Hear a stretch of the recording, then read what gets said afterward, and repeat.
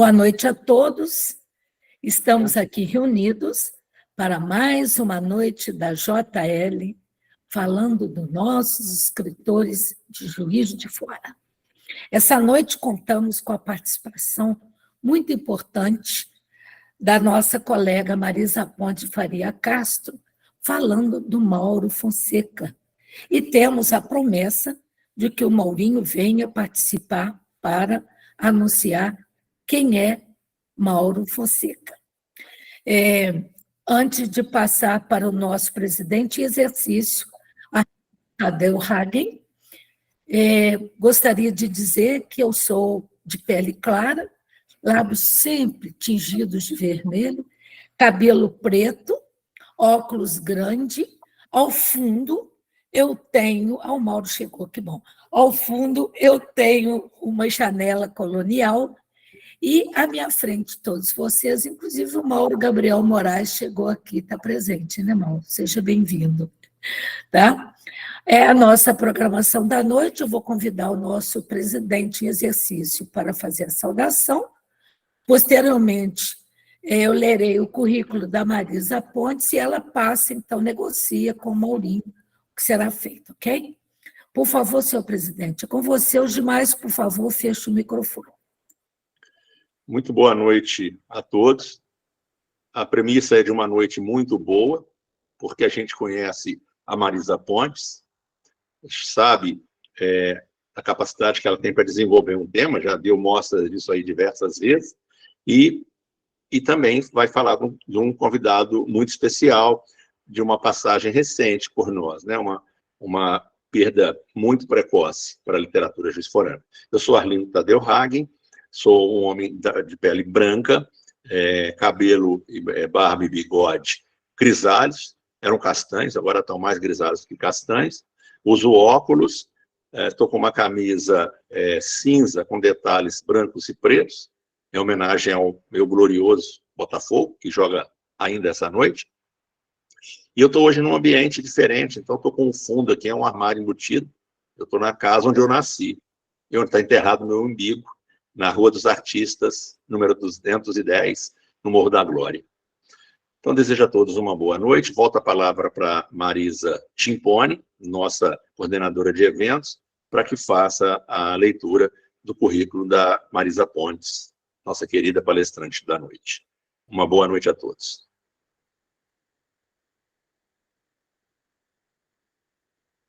Está fechado seu microfone, Xará. Desculpe-me.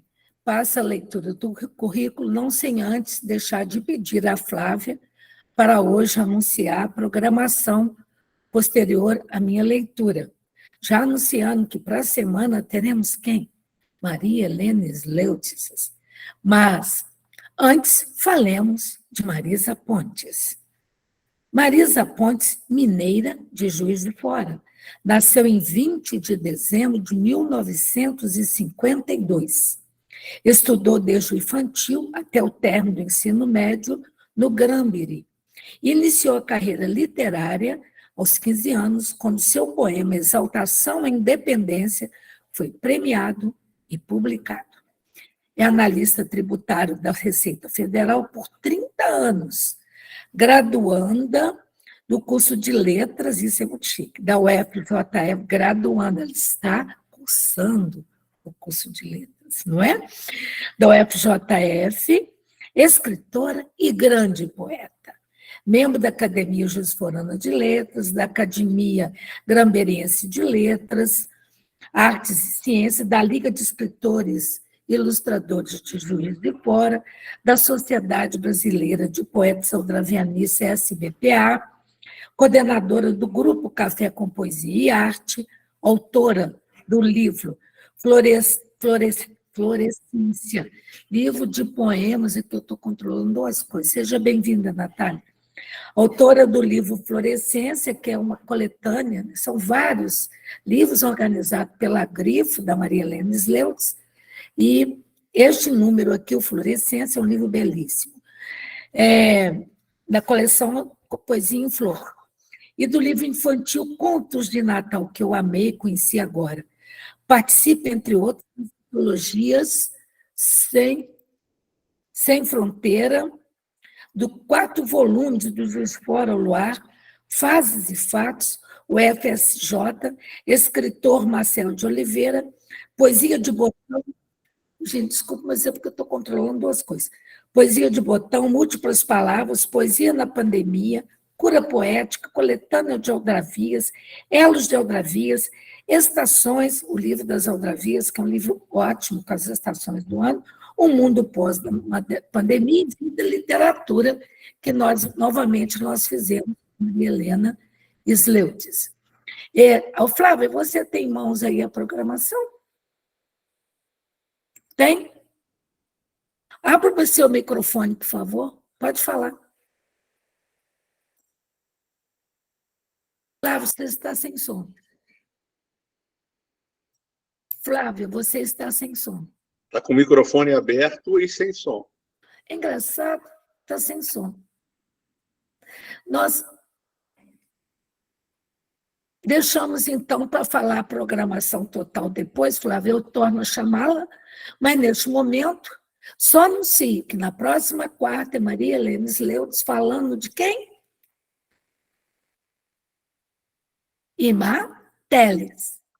Isso, ok? Ô, Flávia, pode fechar o microfone, que não deu. Fechando meu microfone, com vocês, Marisa Pontes de Faria Castro e o nosso convidado, Maurinho.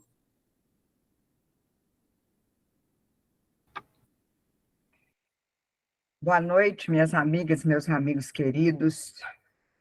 É com muita honra e muita gratidão que eu hoje estou aqui com vocês para a gente conversar um pouco sobre Mauro Fonseca e para resgatarmos a importância desse poeta maravilhoso no cenário cultural da cidade, do estado e do país. Eu vou fazer uma pequena introdução antes de pedir ao Maurinho para falar. Então, nos anos 70 e 80 do século passado, o Mauro Fonseca estava entre aqueles que integraram dois movimentos muito importantes e que fizeram história, o Abre Alas e o Delira.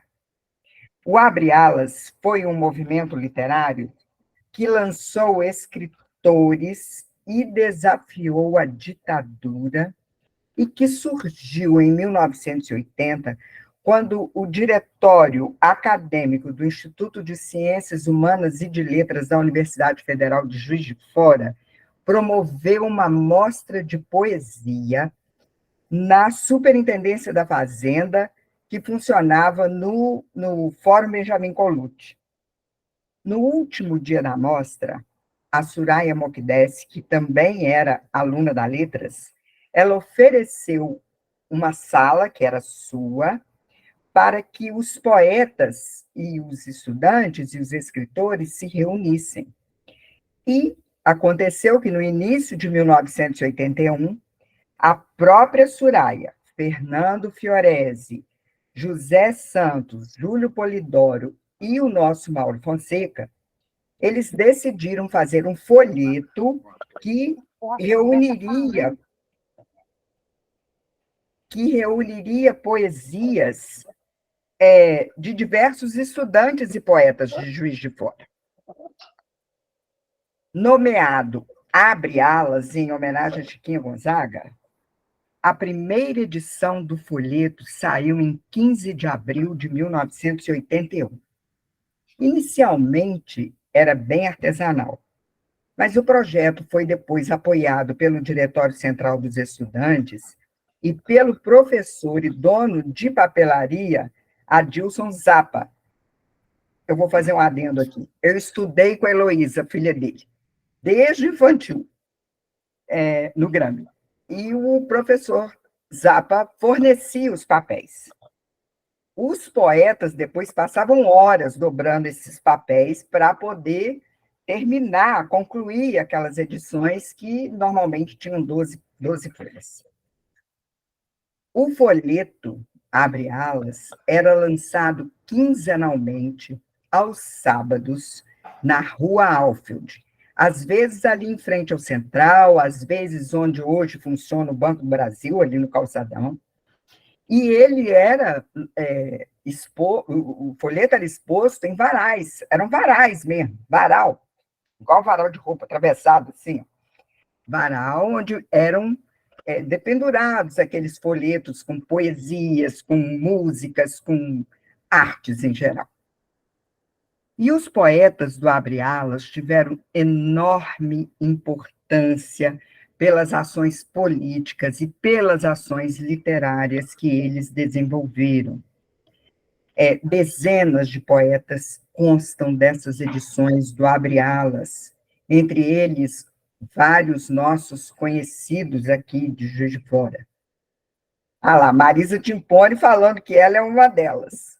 Então, Marisa Timpone, Marisa Timpone, Polidoro Santos, Yacir Anderson, Edmilson Pereira de Almeida, Luiz Guilherme Piva, Luiz Rufato, José Santos, Sérgio Quelensorge, que foi meu vizinho há anos e também faleceu muito jovem, e o nosso Mauro Fonseca.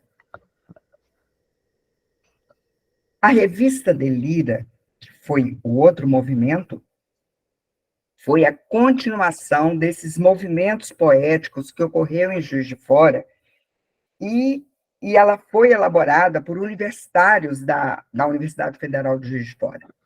E essa revista era voltada para a literatura e a cultura da cidade. E ela alcançou assim, uma grande gama de pessoas, foi premiada em São Paulo, e ela aconteceu num tempo em que a produção poética em Juiz de Fora era muito intensa.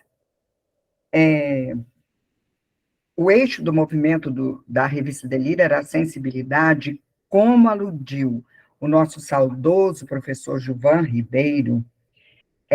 Delira foi uma referência para que a gente possa entender a força da poesia contemporânea juiz-forana no cenário de Minas e no cenário do Brasil. Bom, feita essa pequena introdução sobre a participação de Mauro e a importância dele nesse movimento cultural da cidade de Juiz de Fora, que alcançou o Estado e o país, eu vou passar a palavra, e tenho uma honra imensa em fazer isso, uma enorme gratidão e uma grande alegria. Então, eu chamo agora Mauro Moraes, filho de Mauro Fonseca, para que apresente a biografia e as suas próprias impressões sobre seu pai, falecido 4 meses antes do nascimento do Maurinho, mas que nunca esteve ausente. Maurinho, por favor, a palavra é sua. Obrigado, Marisa. Todos me ouvem bem? Obrigado, gente, pela acolhida. Fiquei muito feliz com o convite da Marisa. Muito emocionado também, obviamente, né? Para mim é sempre muito importante falar do meu pai e reconstruir, de alguma forma, as minhas próprias memórias, né? Como a Marisa falou, meu pai foi embora 4 meses antes de eu chegar. Então, essas memórias têm muitos ruídos, né? E é uma construção que ela foi feita quase que na sua totalidade através do que meu pai escreveu. Então, meu pai morreu quando ele tinha 24 anos. E meu pai era muito novo, né? A própria Marisa falou ali. Meu pai nasceu em Juiz de Fora, ele era filho de uma família de classe média, morava em São Mateus. Meu pai muito cedo se interessou por poesia, né, por arte de uma maneira geral. Ele não chegou a concluir, né, nenhuma faculdade, entrou em várias e nunca se formou. E meu pai, ele era filho meu avô tinha muito orgulho de caçar os comunistas. Meu avô era irmão de muitos militares, acho que a totalidade dos irmãos do meu avô eram militares, e meu avô foi convencido a se tornar um delator da ditadura em Juiz de Fora. E foi convencido. Meu avô era fiscal do Estado, mas como meu avô tinha tinham 3 filhos muito jovens, meu avô era uma pessoa importante, assim, meu avô sabia do que acontecia nos bastidores, né? E aí ele se tornou um delator importante na cidade, e ele delatou amigos do meu pai. Ele tem um episódio em frente à igreja da Glória, que meu pai encontra alguns amigos e a polícia chega, leva todos os amigos e deixa meu pai. E ali meu pai sabia que ele havia falado em casa daquele encontro. E aí é quando aquilo se descortina para ele. E aí ele tem uma série de conflitos com meu avô. Esses conflitos estão todos no livro, né? Tudo que eu estou contando está muito escrito. Assim, meu pai escreve sobre essa trajetória dele através das poesias, né?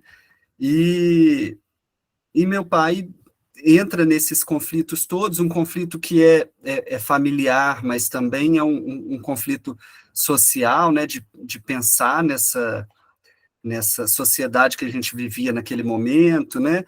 Porque dentro de casa ele ouvia algo, do lado de fora ele ouvia outra coisa, porque o grupo de amigos dele era muito diferente do que ele encontrava dentro de casa. E meu pai era uma pessoa muito inconformada também, né? Tem um episódio que meu pai tinha uma relação muito íntima com a igreja e, ao mesmo tempo, muito conflituosa com a igreja. Então, tem uma passagem, eu acho que eu conto isso no livro, que ele adentrou a procissão do enterro, ele entrou na igreja de São Mateus, vestiu as vestes de Nossa Senhora e passou por dentro da procissão do enterro. Para ele, aquilo era uma grande manifestação, assim, de descontentamento com a igreja, com os caminhos que a igreja levava naquele momento. E aí meu pai, nesse conflito que é próprio da geração dele, assim, próprio da idade também, né? Meu pai era um jovem, ele vai trabalhar em Tefé, ele fica lá 1 ano. Era muito um desejo do meu avô também que meu pai ficasse fora desse convívio em Juiz de Fora. Ele vai em Tefé, ele adquire a doença de Chagas e volta para Juiz de Fora já com o coração muito crescido. Nesse momento ele conhece a minha mãe, eles começam a namorar e meu pai se torna pai. E aí é mais um conflito para ele, né? Ser algo que ele tinha um intenso conflito com aquilo, uma angústia, né?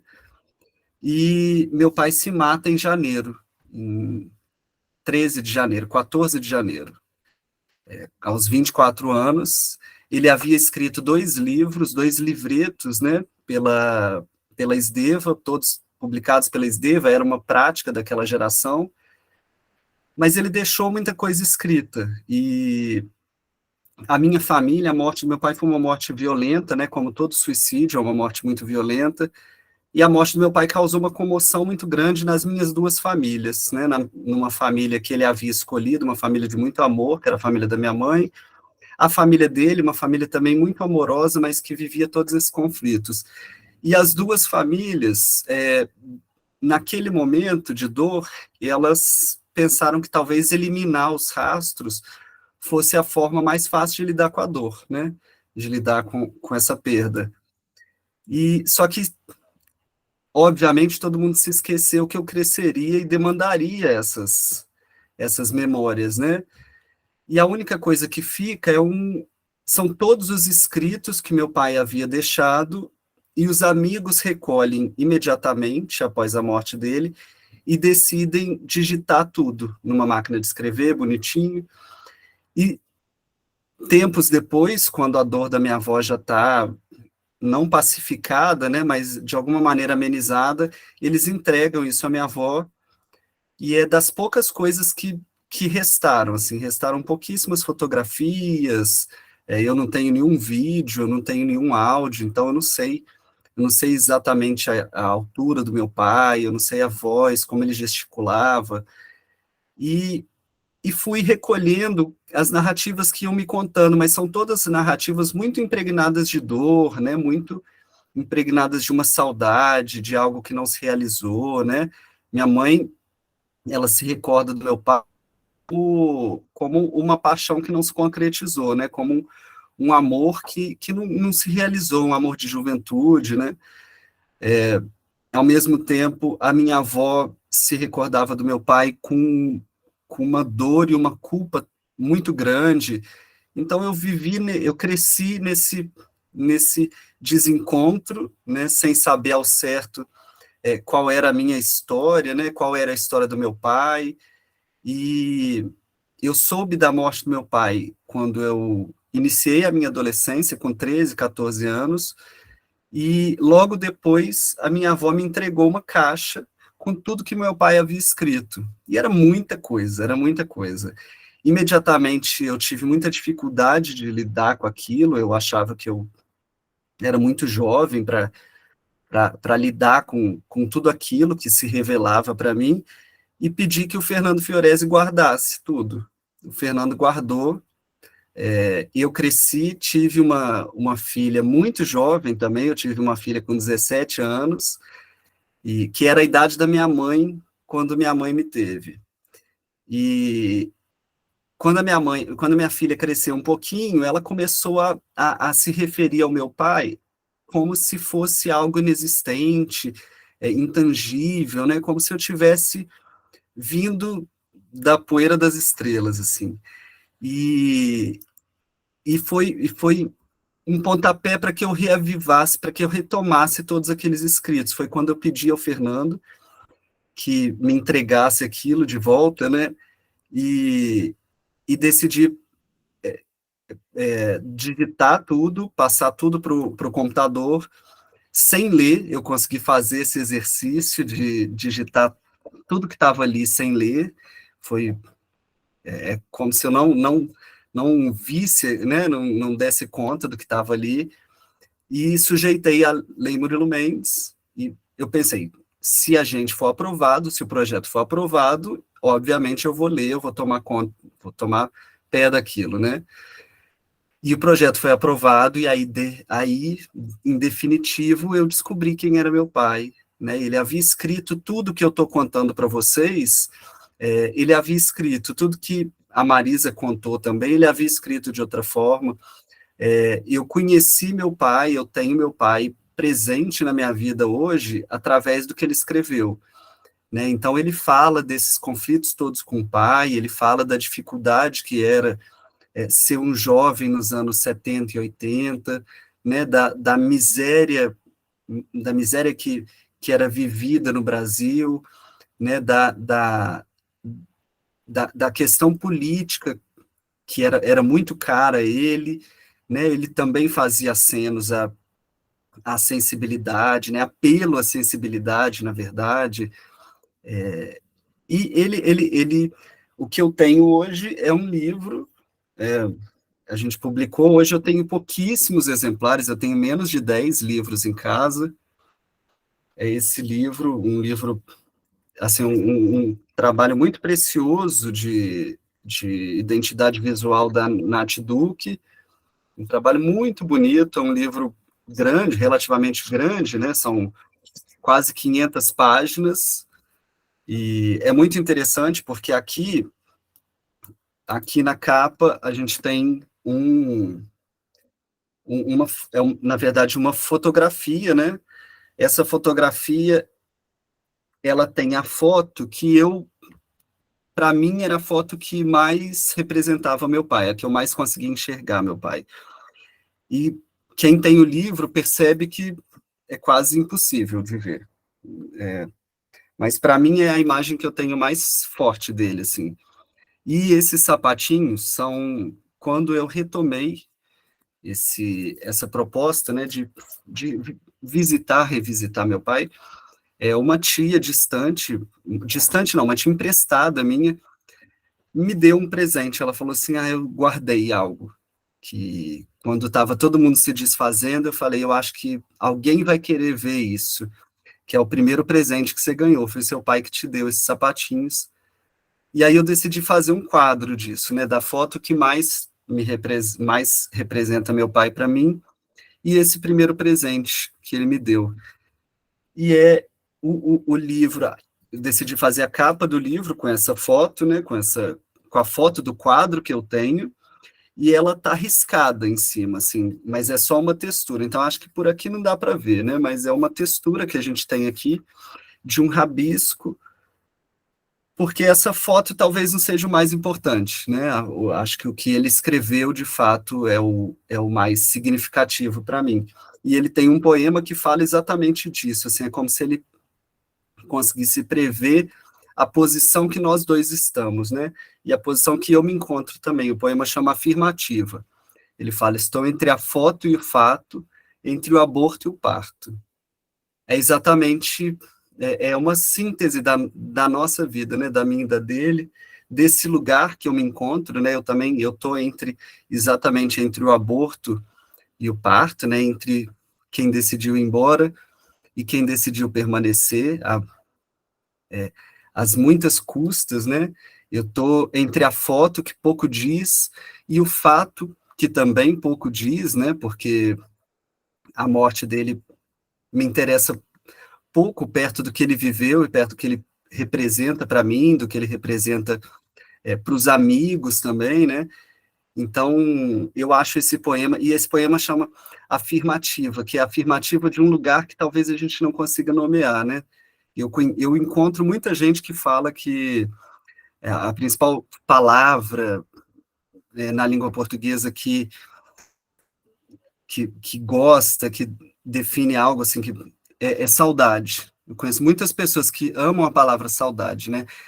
Essa é uma palavra que eu tenho pouco apreço por ela, porque geralmente a gente liga muito saudade ao que a gente já viveu, né? Eu sinto saudade de algo que eu não vivi. Talvez a palavra não seja nem essa, né? Então, saudade talvez não dê conta de dizer tudo que a gente sente, né? Ou esse vazio que a gente sente. Mas essa é um pouco da história do meu pai, dessa história que ele deixa, e que ele deixa através das palavras. Então, acho que isso é muito importante, porque é uma existência que se faz, né? Hoje eu vou fazer 35 anos, tem 35 anos que meu pai morreu, então ele tem, portanto, 35 anos como uma pessoa morta, né? E 24 anos como uma pessoa de 24 anos de vida. Mas a existência dele permanece, a gente fala dele hoje exatamente porque existem as palavras, né? E são elas que vão fazer, em muitos momentos, a gente permanecer, e vão fazer da gente algo muito forte, muito potente, muito importante, né? O que ele escreveu nos ajuda a compreender ele, nos ajuda a compreender a nossa família, né? A minha constituição familiar, nos ajuda a compreender, de alguma forma, também a escolha dele pela morte, né? Mas, principalmente, nos ajuda a compreender o cenário de Juiz de Fora nas décadas de 70 e 80, nos ajuda a compreender o cenário da poesia brasileira nessas décadas de 70 e 80 também, nos ajuda a compreender os interesses de uma determinada camada da sociedade nas décadas de 70 e 80.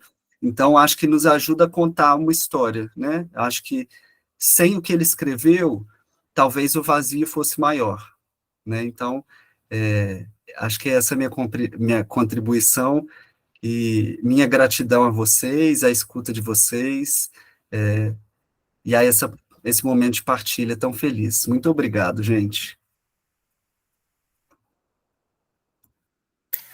Temos que aplaudir sua coragem. Eu participei da revista Delira, junto com o Chuvan. Ali publiquei a primeira tradução que fizemos do livro Hipótese, e participei do Abre Alas, um movimento com megafone, com o Zé Santo, com os meninos todos, né, Maurinho? E eu acho que essa história sendo resgatada aqui é um momento simbólico dentro da nossa Academia Juiz de Fora de Letras. E a sua sensibilidade, Maurinho, é única. Obrigada. Obrigada, Marisa, por trazer. Obrigado, obrigado. Posso Com você, falar? Marisa. Pode, quem Posso quer falar? falar? Pode, Guilherme. Posso. Boa noite, Mauro.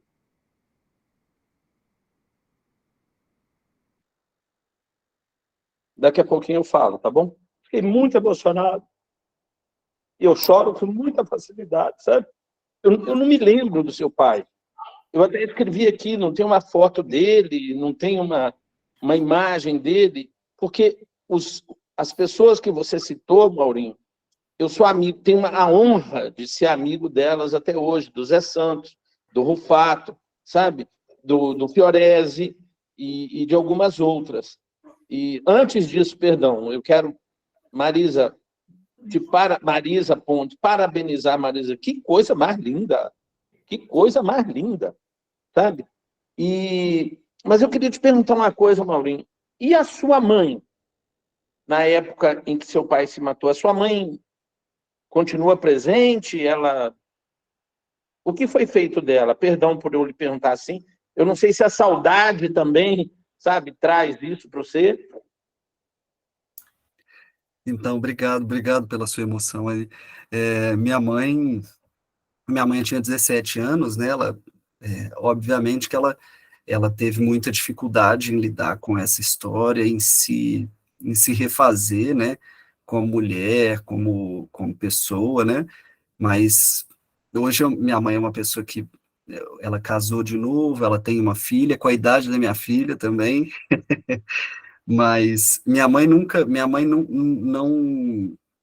ela, por ser muito jovem também, ela não participava muito dos eventos, assim, e nunca foi muito ligada aos movimentos, né, à arte. Minha mãe nunca teve essa relação tão estreita, mas foi uma pessoa que, obviamente, com muitas dificuldades, né, com um desafio sobre-humano, ela conseguiu se reerguer, e fez não só o meu parto, como muitos outros, né? Minha mãe está nesse lado do parto aqui na vida. Eu vou só pedir licença, mais uma vez agradecer essa participação do Guilherme também, e pedir licença a Marisa, que o Tadeu, como nosso presidente, pediu a palavra. Eu vou passar a ele imediatamente após para a Marisa Pontes. Eu só queria fazer um adendo, depois eu vou falar mais no final, porque está ligado ao assunto que o Guilherme levantou. Veja bem, seu pai estaria hoje com 59 anos, né? Eu tenho 58 e em agosto farei 59, então somos contemporâneos. Eu sou contemporâneo dessa turma toda, fui amigo pessoal do Sérgio Kleinsorg, também nos deixou muito cedo, né? E do Fiorese, do Júlio Polidoro, que são meus amigos até hoje. E eu não tenho a lembrança do seu pai. Desde que a Marisa trouxe esse desejo de falar sobre ele, eu puxo pela minha memória e não consigo vir uma imagem assim, igual eu tenho a imagem do Serginho, que chamava Serginho Novo, do Fernando Novo, e não tenho a memória, assim, sinto profundamente, agora mais conhecendo a história, né, de não ter uma lembrança, igual eu tenho até dos pais, né, do Nicolau Kleinsorg, do Antônio Carlos Furtado, que é o pai de Fernando, então, quer dizer, com quem eu convivi também, inclusive na nossa JL, né, o Antônio Carlos Furtado pertenceu à Academia Juiz Foranda de Letras. Então, é só isso que eu queria também complementar o raciocínio do Guilherme, e depois, no final, a gente volta para falar. Eu acho que estou emocionado, como todos nós, né? Ficamos. E volto aí para as Marisas, né? Marisa Pontes, com você. Microfone fechado. Abri. Bom, gente, depois desse nosso encontro com o Maurinho, que nos emocionou a todos, o Maurinho me deixou muito emocionada quando nós tivemos uma conversa na Universidade Federal no mês passado, no final do mês passado, eu falei, Maurinho, eu não tenho como falar do seu pai, fazer a biografia do seu pai, isso tem que ser você. Você precisa nos trazer essa história, porque ela vem repleta, não só de lembranças construídas, porque ele construiu as lembranças através das palavras, mas ela vem repleta de emoção. E essa emoção é muito linda. Muitíssimo obrigada, Mauro. Eu sou assim, extremamente grata a você. E agora, nesse momento, eu vou apresentar para vocês, e aí, Maurinho, a hora que você quiser, você pode me interromper, se você quiser falar algum poema, só você abrir o microfone. Eu apresento a vocês a força, a beleza e a presença do Mauro Fonseca através dos versos da sua poesia, poesias essas que foram publicadas, né? Ele fez 2 publicações, 2 livros pequenos. O primeiro livro, Não Sou Náufrago na Ilha de Ninguém, que foi publicado em 1982, e depois, em 1984, ele publicou Não Há Sinal de Porto Algum. Todos os 2 livros bem pequenos, o primeiro com 26 folhas, o segundo com 28, só que ele deixou mais de 250 poemas inéditos. E esses 250 poemas inéditos, como o Mauro nos contou, foram reunidos, né? Foram resgatados pelos amigos, datilografados, guardados, depois entregues à avó do Mauro, que depois entregou a ele. Mauro deu ao Fiorese para guardar, e depois, que bom, trouxe para nós esse presente, que foi esse lindo livro, porque esse livro, gente, do Mauro, ó, esse livro é belíssimo. Foi uma antologia, o Mauro Moraes, nesse livro, ele traz os poemas dos 2 livros publicados, mais mais de 250 poemas inéditos do Mauro Fonseca. Então, esse belíssimo livro, Entre o Aborto e o Parto, foi lançado em 2015. Está certo, né, Maurinho? 2015, né? Então, nesse momento, eu vou trazer alguns poemas para vocês. O primeiro chama-se Palavras sob mira. Não produz nenhuma pedra. Invento de luz no seio da treva, nunca a palavra estranha seduz. Torna amarga, nada traduz.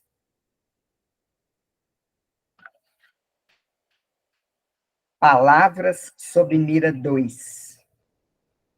Secar o poço anistiando a sede, queimar o trigal abolindo a fome, rasgar a roupa desatando o nu, desencantando o homem. Homem. Prepotente o homem, surpreendente o homem, onisciente o homem, onipotente o homem. Nas horas vagas, morre de medo e de fome.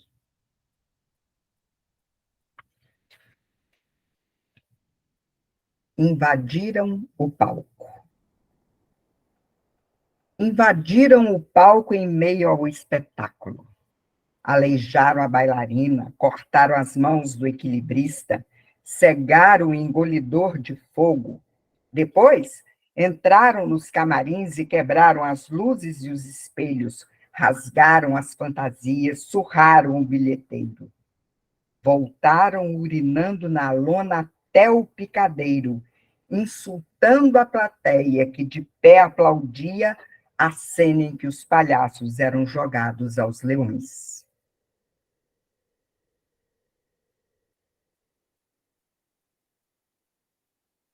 Palavras sob mira 3.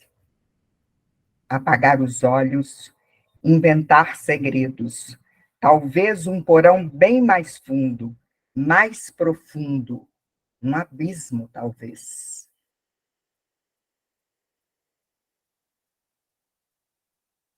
Mesmo que o corte não seja tão profundo, sempre fica a marca e o gosto da lâmina. E mesmo que a dor passe nos segundos, sempre fica o golpe, a cena, o drama. Quando falar deste mar e no naufrágio do outro, lembra que as tuas amarras jamais deixaram teu porto.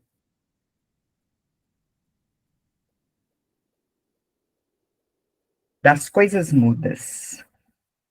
O tempo e a cidade me incomodam, me envelhecem. Mas em minha casa, os móveis, os talheres não pensam assim. Continuam em eterno uso, resistem com um motor discreto a trabalhar e trabalhar meu mundo.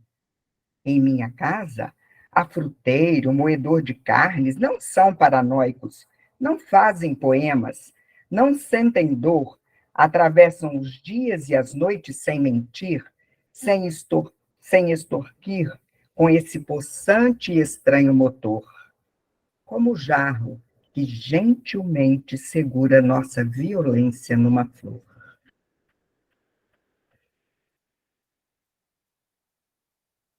Sim, eu preferia minha boca cerrada se num segundo trouxesse no bojo da palavra alguma esperança vã.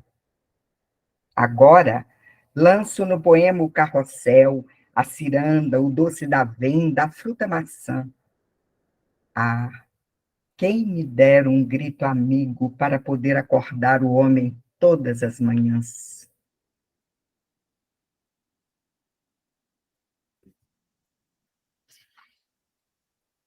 Ocasião de vida e beco. Primeiro, do metal, vida, que minha boca beija, apedreja esses falsos anjos, arremessa essa faca contra o peito cabeludo de Baco, contra os seios dessa santa de gesso.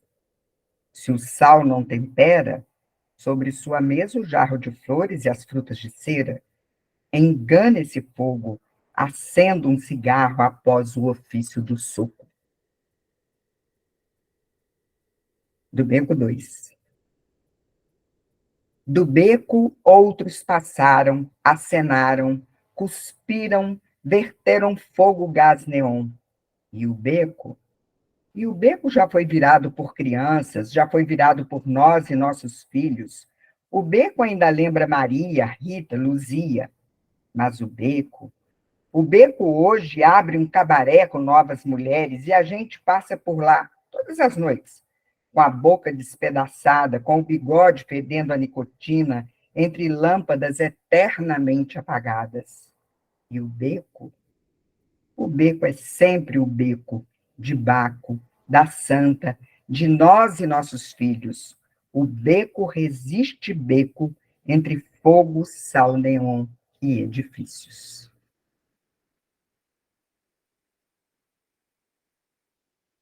Recado. Não represento nada nesse cenário atônito, atômico. Não sou nenhum domador de tempestades. Eu, em particular, prefiro contemplar as estrelas que permanecem indiferentes às nossas leis, lutas e verdades.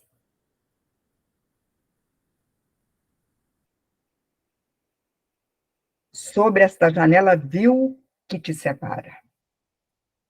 Cerra esta janela vil que te separa dos doentes, das moscas, dos vermes, porque tudo que é podre exala odor de sangue amassado, de tormento, de presságios e temor. Cerra esta janela vil que te engana, que te esconde do esqueleto da verdade, e que te faz palhaço, e que te faz insano ao polir o metal efêmero da vaidade. Cerra esta janela vil dos homens comuns que te cegam, que te guardam dentro de um baú, desta impaciência, desta violência que não faz jejum, e que te espreita na sombra de uma esquina, porque tu és carniça, és prato de urubu. Cerra esta janela vil que te faz mais um, o amargo do boldo, ao descaso do nu, a bilis, por acaso até a palidez do pus, que te faz pedra, mármore, bronze, gesso, aço cru, que te faz herdeiro deste barco ao mar sem timoneiro, sem rumo nenhum, sem luz do farol, sem sinal de porto algum.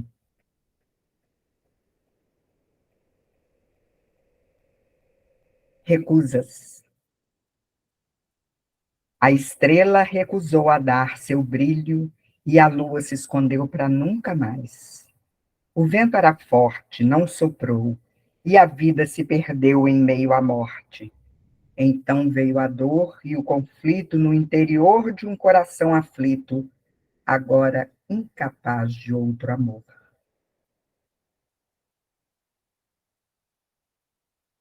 Pobre terra. A folha cai e a vida chora. A dor desliza no chão e o vento sopra forte. O tempo passa e o dia adormece, fazendo despertar a noite. O pássaro voa e a semente morre na terra enquanto o chão sofre com suas marcas profundas. A folha de novo cai e o fruto maduro apodrece no chão.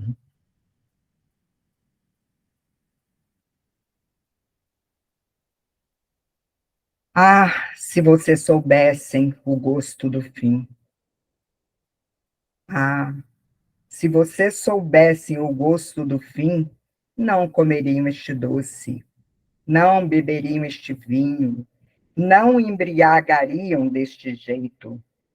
Ah, se vocês soubessem como é cruel este segredo, não penteariam seus cabelos na frente deste espelho. Pobres e idiotas seres de terno cinza, de pasta preta e anel brilhante, se vocês soubessem a cor desta dor, não pintariam as paredes deste mundo, não enfeitariam os muros da cidade, não esconderiam suas faces atrás desse vermelho. Pobres e idiotas seres de fardas, ah, se vocês soubessem como é negra esta visão, não cantariam esses hinos, não vestiriam de orgulho, não louvariam o mal da guerra, não usariam essas armas, não marchariam sobre a terra com bandeiras e canhões. Pobres seres de fé tão abalada, se vocês soubessem do mistério do Ocidente, não beijariam este chão coberto de asfalto.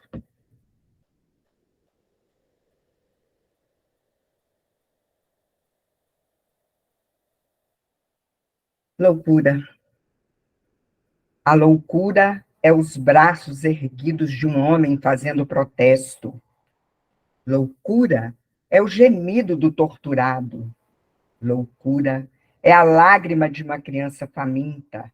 Loucura é o canto triste de revolta. Loucura é um grito, é um panfleto subversivo. Loucura é o bater das asas da gaivota sobre o imenso oceano. Loucura é a palavra do profeta louco. Loucura é o choro, a fome, a sede. Loucura é um pássaro livre, é a liberdade que é esmagada pelas leis do homem. Loucura é a condenação de um inocente. Loucura é a ânsia de paz e do amor puro. Loucura, meu amigo, é dizer sem te conhecer que você é meu amigo.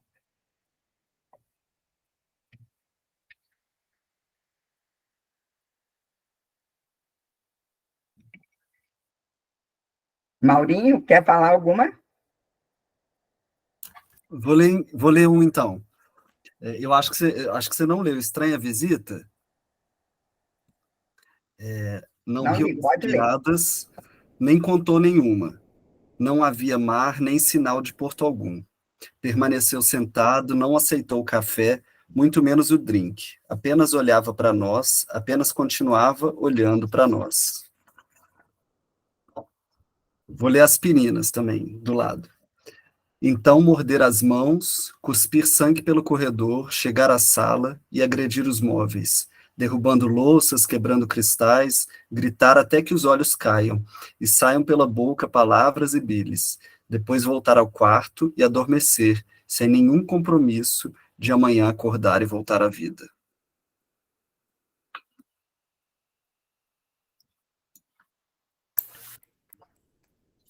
Ô, Marisa, Guilherme levantou a mão. Posso dar a palavra? Com você, pode. Guilherme. Ô, Maurinho, não, eu vi aqui que tem gente que já está querendo o livro e tem gente que já tem o livro. Mas você disse que só tem 10 exemplares, não é? Como que a gente faz? Eu vou dizer isso e depois vou falar mais uma coisinha. Como que a gente faz para tê-lo? Por exemplo, não sei, assim, uma compra feita pela academia para a gente revezar, porque são poucos exemplares, evidentemente você não vai ter um para cada um, né? Mas, assim, poderíamos ficar com o livro, cada um fica 15 dias, sabe, 20 dias e tal. Essa é uma coisa que eu gostaria que você visse. A outra coisa é que você leu Aspirina, e eu me lembrei de uma minissérie italiana que eu acabei de ver hoje, que se chama Tudo Pede Salvação. Não sei se já ouviram falar. É de uma sensibilidade, é impressionante. Impressionante, sabe? Recomendo, porque tem a ver com essa, né, com essa loucura que você falou também. Tá bom, querido? Deixa eu desligar aqui que eu tenho que aprender. Então, Guilherme, me comprometo a entregar para a Marisa, posso doar um exemplar para a academia, né? Eu fiz nesse livro, eu fiz um combinado que eu achava ele, eu não queria vendê-lo e não queria autografar. Então, no lançamento, em 2015, a gente, logo na primeira página, como eu falei, a identidade visual é muito bonita do livro, né? E aí, na primeira página, a gente conseguiu retirar de um livro que uma tia minha tinha, um autógrafo do meu pai. E aí a gente reproduziu em todos os exemplares esse autógrafo. Então, é como se ele mesmo tivesse autografado, né? E aí, para mim, não tinha sentido autografar, ainda que eu tivesse organizado, né, o volume. E a gente também decidiu doar todos os exemplares, porque para mim era importante. No lançamento, a gente, ao invés de fazer uma noite de autógrafos, a gente fez uma exposição no MAN. E foi uma exposição que a gente usou aquela primeira sala menor do MAN, né, que hoje ela foi alongada, mas nessa sala a gente apresentou todos os originais numa parede, e em vitrines a gente dispôs documentos também, assim, documentos do meu pai, documentos do meu avô, né? Tinha um recorte de jornal onde meu avô falava, onde ele exaltava toda a atuação dele de caça aos comunistas. A gente também conseguiu, porque isso tudo estava na caixa que minha avó me entregou. E a minha avó, como a dor era muito grande, ela também não abriu a caixa. Então ficou lá muita coisa que eu não me dava conta, assim, que ela também não se dava conta.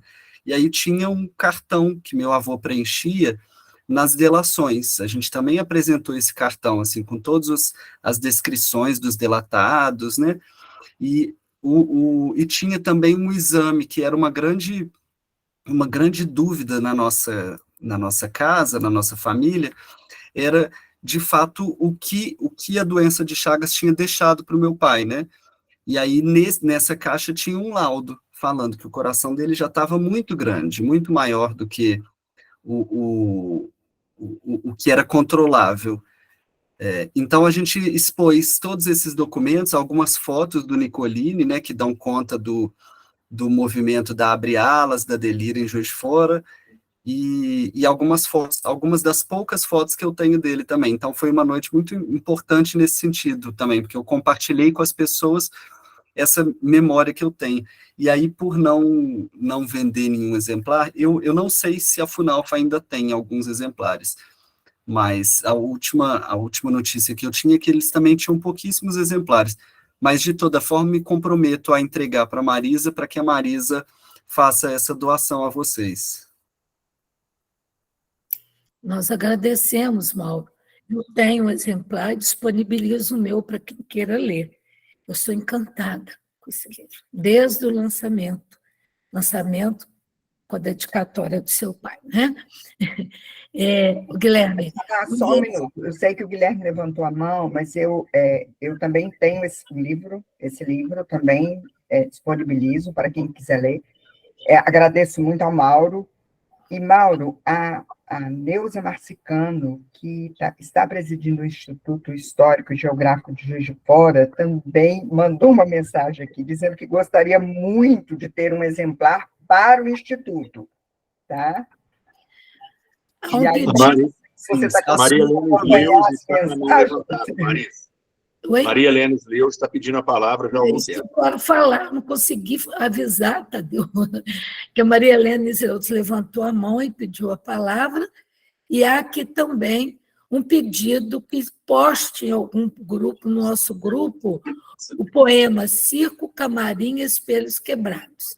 Vou passar a palavra para ela, Tadeu, e foi bom você também reiterar. E, Maria Helena, antes um pouquinho, Marisa, você tem algum outro comentário, além dessa sensibilidade toda na escolha dos poemas, ou posso já passar para a Maria Helena?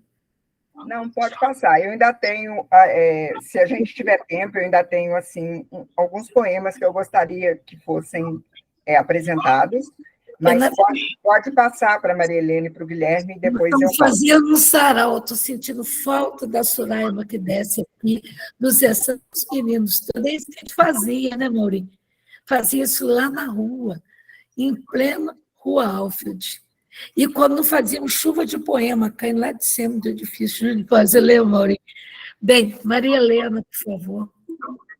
Bom, eu queria dizer, primeiramente, é uma pergunta que eu faço ao universo. Como é que nós podemos perder um poeta desse quilate aos 24 anos? Que produção teria esse escritor se ele tivesse vivido mais? Isso aí é muito instigante. E a outra coisa, quando o filho disse, eu não conheci fisicamente o meu pai, e que ele resgata tudo isso para nós, eu quero te dizer, Mauro, que você conheceu muito melhor do que se podia imaginar, viu? Porque você conheceu o cerne, a alma, exatamente aquilo que é tão difícil da gente se aproximar, não é? Parabéns. Eu quero também parabenizar a Marisa Pontes por essa abordagem, que essa abordagem é muito interessante quando a gente vê os poemas e vê a narrativa do Mauro, a gente se cativa, é cativante, não é? Mas uma outra coisa que eu queria dizer, que eu anotei logo no princípio, folheto abre alas. Que coisa maravilhosa é essa? Gente, isso é inspirador. Parabéns a vocês, meu boa noite. Maurinho, você podia falar o que era o folheto abre alas, que a gente, como distribuímos, ela lembrou do varal de poesia, mas lembrar do folheto que a gente fazia. Sim, sim. Obrigado, Maria Helena. Fiquei muito feliz com a sua fala. Acho que é isso também. Acho que cada um tem uma forma de conhecer, né? Eu conheci meu pai assim. E acho que eu conheço muito dele mesmo. E aí eu só faço uma correção. Assim, eu não sei se a gente perdeu esse poeta. Eu acho que em alguma medida a gente ganhou, porque algumas pessoas vão viver 80 anos, 90 anos, 100 anos, 110 anos, de uma maneira, outros vão viver 24 de uma maneira tão intensa que talvez valha por, né? São 500 páginas, assim, então acho que ele viveu intensamente esses 24 anos, né? É uma pena a gente não ter se encontrado fisicamente, mas nos encontramos de outra forma, né? Obviamente. Mas o Abre Alas é isso, eu acho que o que a Marisa leu, acho que de muito importante a gente consegue perceber essa relação tão estreita dele com a geração mimeógrafo, né, com a poesia marginal, E o Abre Alas, eu acho que é o que a gente tem a expressão mais viva e mais forte da poesia marginal em Juiz de Fora, né? Porque eles eram marginais, assim, na escrita, obviamente, mas também no fazer e no circular a poesia, né? Porque essa poesia estava circulando num papel, né, de uma forma muito precária, mas de uma forma muito combativa. Eu falava com a Marisa outro dia que a gente tem o costume de exaltar muito essa Juiz de Fora de onde partiu o golpe, né, essa Juiz de Fora que fazia a justiça militar, né, essa Juiz de Fora que tem a presença militar tão forte, mas a gente também precisa se referir a Juiz de Fora como esse lugar dos combativos, né, desse combate tão ferrenho, né, assim, você imagina esse movimento de poesia com essas poesias que eram algumas muito didáticas ao falar da força militar, né, esse movimento ele estava na Rua Alfeld, ele não estava marginal, ele estava no centro de Juiz de Fora, ele estava com megafone, né? Ele era sábado de manhã, ele estava no lugar que as pessoas estavam passando, na hora que as pessoas estavam passando, ele estava na rua, ele não estava dentro de casa. Então, assim, eu acho que o que me impressiona é que esse movimento do Abre Alas, e que depois na Delira vai ganhar uma forma mais sofisticada, né? Esse movimento ele estava combatendo a ditadura militar em Juiz de Fora, nessa mesma Juiz de Fora de onde partiu o golpe, né? Esse movimento era muito forte, esse movimento colocou Juiz de Fora também num outro cenário, porque a Delira, em 87, ela foi considerada uma das 10 melhores revistas do Brasil, uma das 10 melhores revistas pela Folha de São Paulo. A Folha de São Paulo fez uma publicação de fim de ano e falou, essa é uma das melhores revistas que a gente tem no Brasil. Então, assim, olha a força disso, né, dessa geração, dessa turma, né, eu fico muito impressionado. Muito obrigada, nossa, foi maravilhoso. Obrigada, Maurinho. Caso vocês queiram conhecer, eu tenho alguns números da Delira, óbvio, eu publiquei na Delira, tenho também do Abre Alas, e o Abre Alas é importante lembrar que era um fanzine, meio A4, feito dessa forma mimeógrafo, né? Por isso a gente fala da geração mimeógrafo também. Movimento paralelo que ocorria em Brasília, com o grupo do Nicolas Berry e outros, né? Tem ainda aqui de mão levantada, além da Maria Helena, não sei se você mantém no diálogo, e temos o Guilherme. Você mantém, Maria Helena? Diz que não. Não, tudo bem, querido. Tá, eu estou satisfeita, viu? Obrigada, muito obrigada. Obrigada, Maria Helena. Com você, Guilherme. Não, era só te perguntar, Maurinho, qual era o nome do seu avô? Porque você disse que ele tinha lá a descrição das delações que ele fez. Como ele se chamava? Meu avô chamava Vicente de Paula Vaz de Melo da Fonseca. E ele fazia o quê, profissionalmente? Meu avô era fiscal do Estado. Fiscal do Estado? Fiscal do Estado. Tá. E você faz o que hoje, irmão? Você trabalha em quê? Eu sou jornalista, fui colega da Marisa por algum tempo, né, porque me graduei em letras também, sou graduado em letras, hoje sou mestrando em estudos literários também, trabalhei por 10 anos na Tribuna, fui repórter de cultura da Tribuna, e hoje por 2 anos fui o curador do Memorial Itamar Franco, e hoje atuo como gestor, faço gestão de comunicação.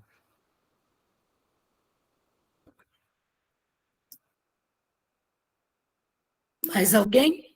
Então, vou retomar a palavra para a Marisa antes de ir para o nosso, passar para a Flávia falar qual é a nossa programação. Marisa, com você, depois Flávia. Tá. Mais alguns poemas, gente, porque tem poemas aqui que decididamente não podem não podem ficar de fora, vocês não podem não ter conhecimento desses poemas. Bem, esse aqui chama-se Gritos. Gritos perdidos por entre as razões, feridos no ódio das lições. Gritos de fé devorando a força, gritos de força devorando a fé. Gritos de dor fazendo calar o grito de amor. Gritos de fome acordando o homem. Gritos em gritos rompendo o medo, causando conflitos, quebrando segredos. Gritos por gritos, abrindo espaço.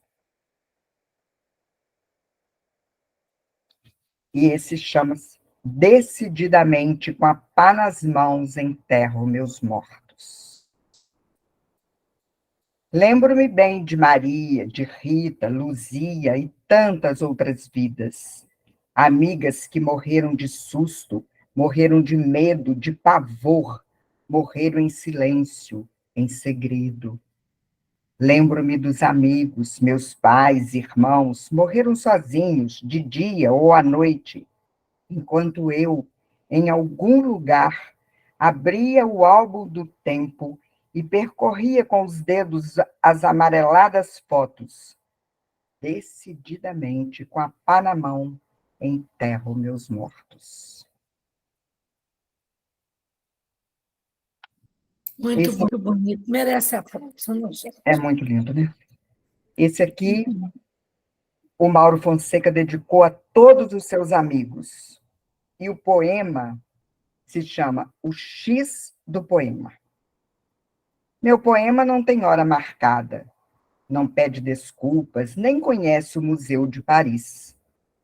Meu poema não mora no Líbano, não viajou até Moscou para rever um amigo.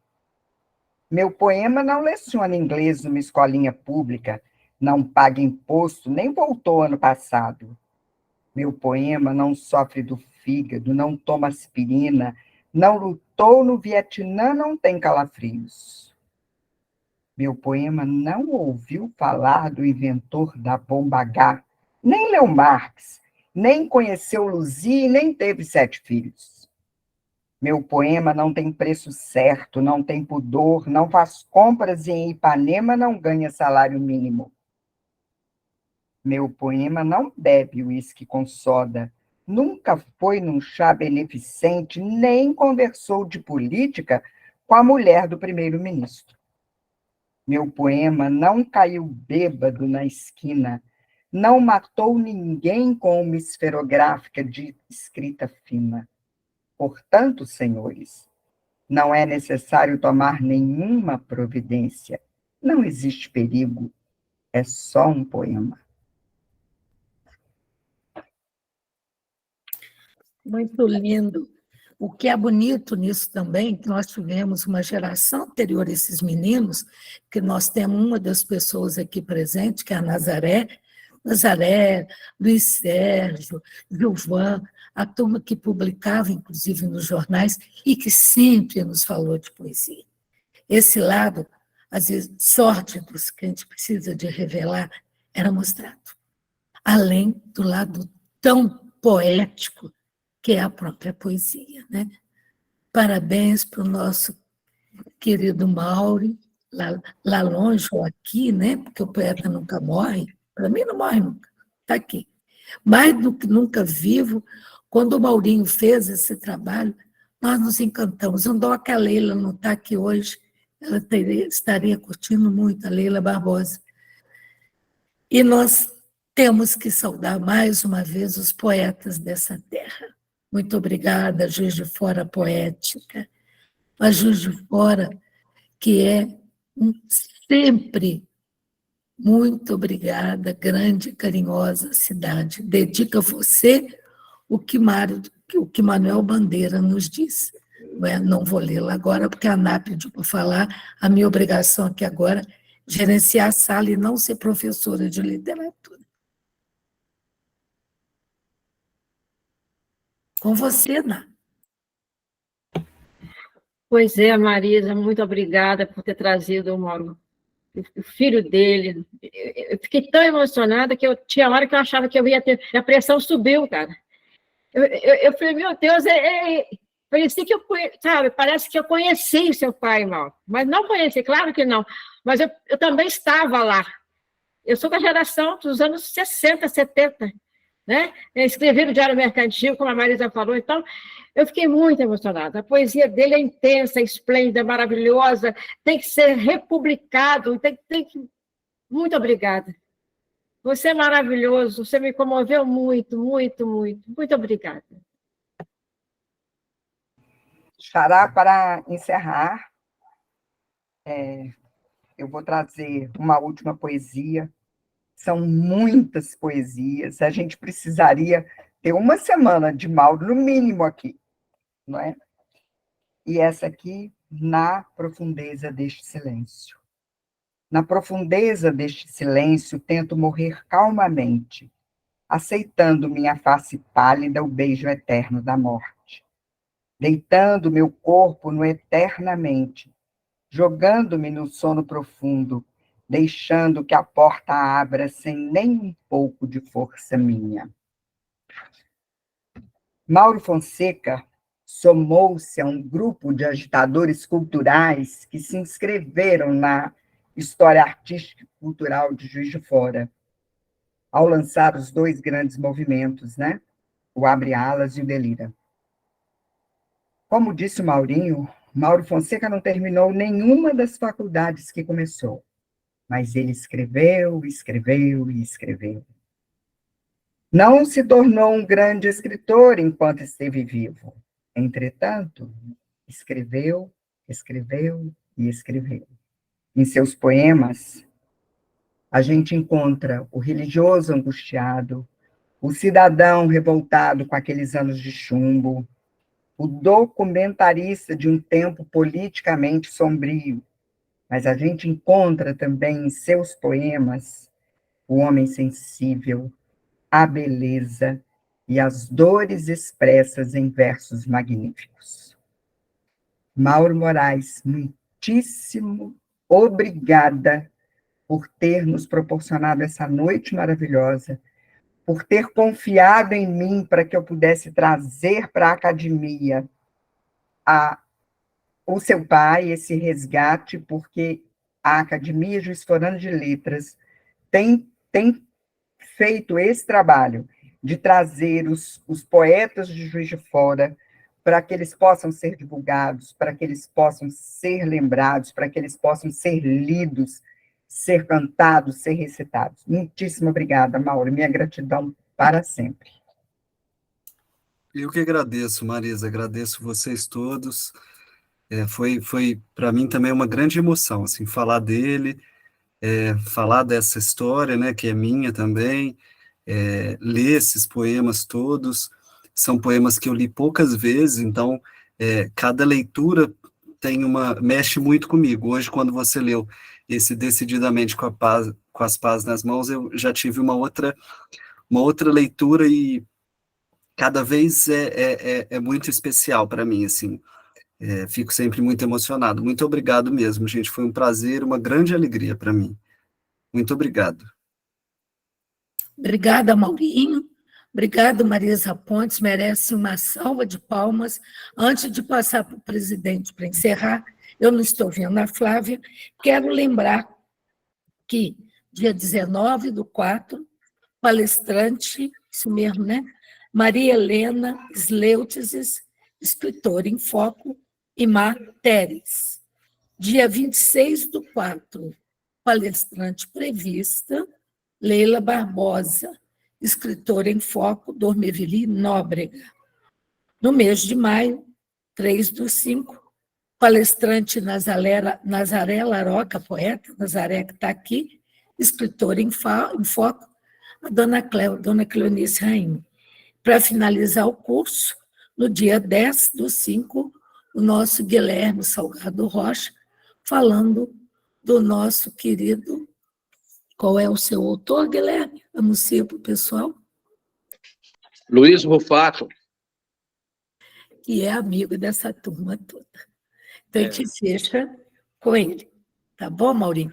Bem, eu quero agradecer a presença de todos, passar para o Tadeu para encerrar, sem deixar de dizer, não existe o que não pode ser imaginado. Hoje, criamos uma forma de apresentação de sarau, sentimento, amor e muita poesia. Obrigada, gente. Com vocês, Tadeu. Mais uma vez, boa noite a todos. Olha, nós ficaríamos aqui por muitas e muitas horas ouvindo esses belíssimos e atualíssimos poemas, né? Parece que foram escritos ontem. Então, mas já no adiantado da hora, extrapolamos nosso tempo e as pessoas começam a deixar a sala, porque, naturalmente, tem outros compromissos agendados. Então, eu gostaria, primeiramente, de agradecer a Marisa Pontes por nos ter trazido essa noite, essa lembrança muito feliz. Eu acho assim, cada um que escolhe uma pessoa para falar, a gente acaba se emocionando, porque alguns que a gente conhece, igual semana que vem, vou me emocionar com a Emma Teres, que foi minha amiga, né?